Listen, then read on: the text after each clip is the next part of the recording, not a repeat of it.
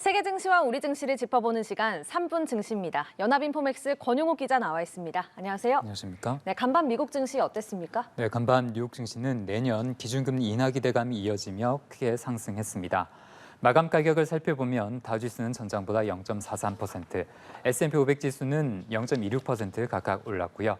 나스닥 지수는 0.19% 높아졌습니다.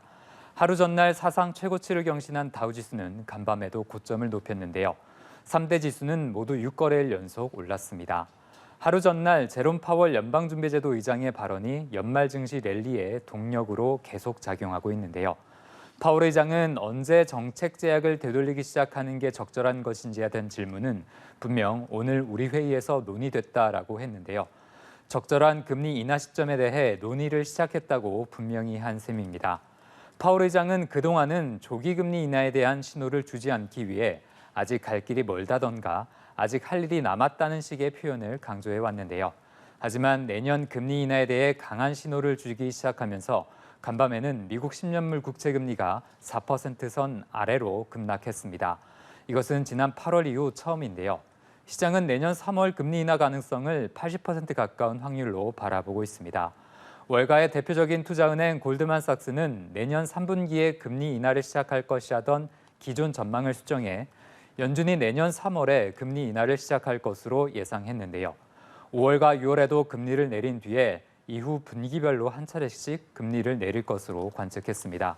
JP모건은 7월 인하 시점을 6월로 당기면서 내년 총 5차례 금리 인하를 예상했습니다. 네, 시장이 계속해서 힘을 내고 있는 모습인데요.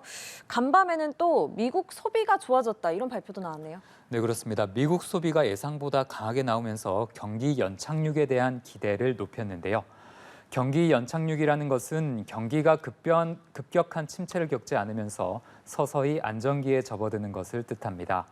미국 상무부에 따르면 11월 미국의 소매 판매는 전월보다 0.3% 늘어났는데요. 10월에는 0.2% 감소하며 냉각됐던 소매 판매가 증가세로 돌아선 겁니다. 미국 전체 소비의 3분의 1을 차지하는 소매 판매는 주로 상품에 대한 지출을 반영하는데요. 고금리에 따른 각종 비용 상승에도 미국 소비자들이 예상보다 탄탄한 구매력을 보였습니다. 네, 시장의 기준금리 인하 예상에 지금 다들 좀 들떠 있는 것 같은데 경계의 목소리도 조금씩 나온다고요? 네, 그렇습니다. 이번에 연준이 시장의 기대에 부응한 것은 맞지만 금리 인하 기대감이 다소 지나치다라는 진단도 나오고 있는데요. 주식시장이 랠리 장세를 이어가는 것은 전혀 이상할 게 없지만 그래도 금리 인하 시기를 내년 봄으로 기대하는 것은 앞서 나가는 것일 수 있다고 일부 전문가들은 지적했습니다. 한편 간밤에는 포토샵으로 유명한 소프트웨어 기업 어도비 주가가 6% 넘게 내렸는데요. 내년도 이익과 매출 전망치에 대한 실망감이 작용했습니다. 네, 마지막으로 오늘 코스피 전망 짚어주시죠. 네, 어제 코스피는 미국 긴축 중류에 대한 기대 속에 크게 올랐습니다. 어제 국내 금융시장은 주식과 채권, 원화가 모두 오르는 트리플 강세를 보였는데요.